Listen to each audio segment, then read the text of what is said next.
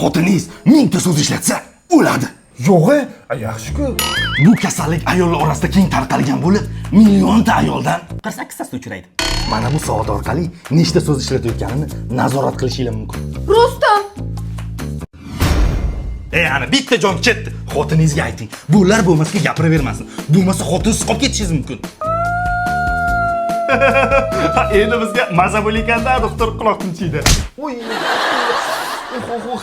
Bu xotin tildan qo'ysa ham kuchdan qolmas ekanda. Savol: erkak kishini jahli chiqqanda ayol kishi qanaqa pozitsiyada turishi kerak? Xotin gapirma, jinni doktorga gapiraysa, aka iltimos nariroq qo'ying, xotinim kasal. To'ppa to'g'ri, ayol kishi jim turishi kerak. Siz $100 yutib oldingiz. $100? Aka, yana qanaqa savollar bor, bering. Navbatdagi savolimiz: o'lgan odam nima qila olmaydi? Gapir xotin, gapir. Bemalol to'g'ri javob bersa gapir xotin. To'ppa to'g'ri, gapira olmaydi. Yana $100 yutib oldingiz. $200.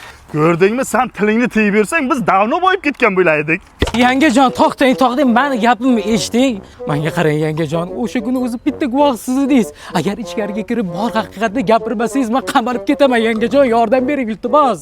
Bir og'iz gapirmaysan xotin. Har bitta gapirgandek o'lib qolishing mumkin. Menga sog'lig'ing kerak. Men sensizki qanaqa qilib yashayman? Menga qarang yanga. Hamma haqiqatni gapirsangiz, men sizga $10,000 pul beraman. Menga qara xotin. Hozir ichkariga kirasan, ko'rgan bilganlaringni oqizmay, tomizmay ipidan ignasigacha gapirib berasan, tushundingmi? Ketdik davay. 98, 99, 100 yonmay to'g'ri beribdi. Ha.